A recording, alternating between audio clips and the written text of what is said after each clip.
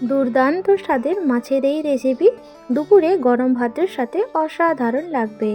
নমস্কার বন্ধুরা, ঘরোয়া রান্না উইথ ব্লগে সবাইকে স্বাগত জানাই। মাছের এই রেসিপি বানানোর জন্য এখানে আমি 4 পিস মাছ ব্যবহার করছি। আপনারা চাইলে এর বেশিও নিতে পারেন। এর মধ্যে স্বাদ অনুযায়ী লবণ, হলুদ গুঁড়ো আর ঝাল লঙ্কার গুঁড়ো দিয়ে মাছের মধ্যে ভালো করে মাখিয়ে নিতে হবে। অপরদিকে কড়াই গরম করে তার মধ্যে সর্ষের তেল দিয়ে দিচ্ছি। তেল গরম হয়ে গেলে এর মধ্যে লবণ, হলুদ আর লঙ্কার গুঁড়ো মাখিয়ে রাখা মাছের পিসগুলো দিয়ে দেব। দিয়ে দেওয়ার পর একদিক ভাজা হওয়ার জন্য অপেক্ষা করব। মিডিয়াম ফ্লেমে মাছের এই পিসগুলো ভেজে নিতে হবে।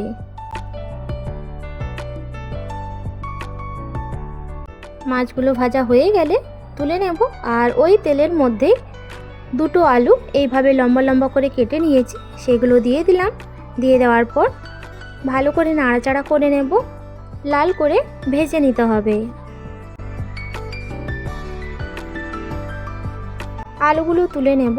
তুলে নেওয়ার পর ওই তেলের মধ্যে গরম মশলা ফোড়ন দিয়ে দিলাম, এলাচ আর দারুচিনি আর দুটো বড় সাইজের পেঁয়াজ এইভাবে কুচি করে নিয়েছি, সেটা দিয়ে দিলাম। দিয়ে দেওয়ার পর কিছুক্ষণ নাড়াচাড়া করে নেব।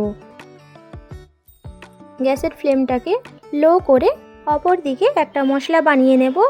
তার জন্য মিক্সির জারের মধ্যে 1 মুঠো ধনেপাতা দিয়ে দিলাম, আর তার সাথে কাঁচা লঙ্কা আর 2 চামচ চারমগজ দিয়ে দিলাম, আর তার সাথে 1.5 চামচ পোস্ত দিয়ে বেটে নিয়েছি। আর এদিকে দেখুন পেঁয়াজ হালকা লাল করে ভাজা হয়ে গিয়েছে। এই পর্যায়ে 1 চামচ আদা রসুন বাটা দিয়ে দিলাম। দিয়ে দেওয়ার পর আবারও ভালো করে নাড়াচাড়া করতে থাকবো যতক্ষণ না পর্যন্ত আদা রসুনের কাঁচা গন্ধ চলে যাচ্ছে।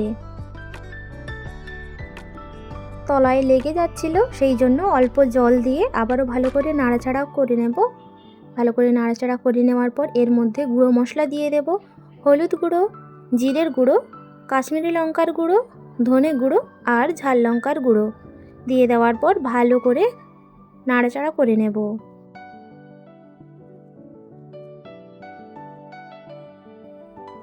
ভালো করে নাড়াচাড়া করে নেওয়ার পর এর মধ্যে টমেটো কুচি দিয়ে দিলাম।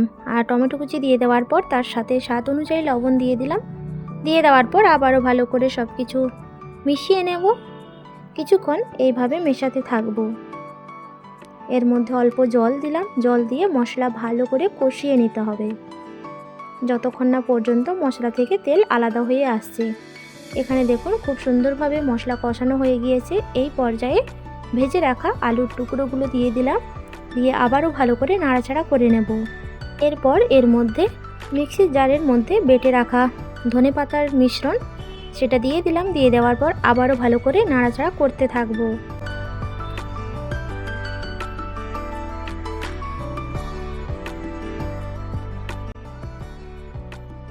মিশিয়ে নেওয়ার পর এর মধ্যে পরিমাণ মতো জল দিয়ে দিলাম। আর মিক্সির জারের মধ্যে যে মিশ্রণ রেডি করে রেখেছিলাম তার মধ্যে জল দিয়ে সেই জলটাই এখানে দিয়ে দিলাম। দিয়ে দেওয়ার পর আবারও ভালো করে মিশিয়ে নেব। এটা ঢাকা দিয়ে রাখবো যতক্ষণ না পর্যন্ত আলু সেদ্ধ হয়ে আসছে।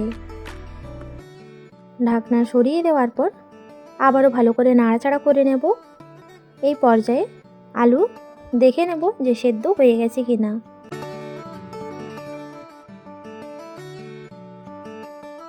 আলু খুব সুন্দরভাবে সেদ্ধ হয়ে গিয়েছে। এই পর্যায়ে ভেজে রাখা মাছের পিসগুলো দিয়ে দিচ্ছি।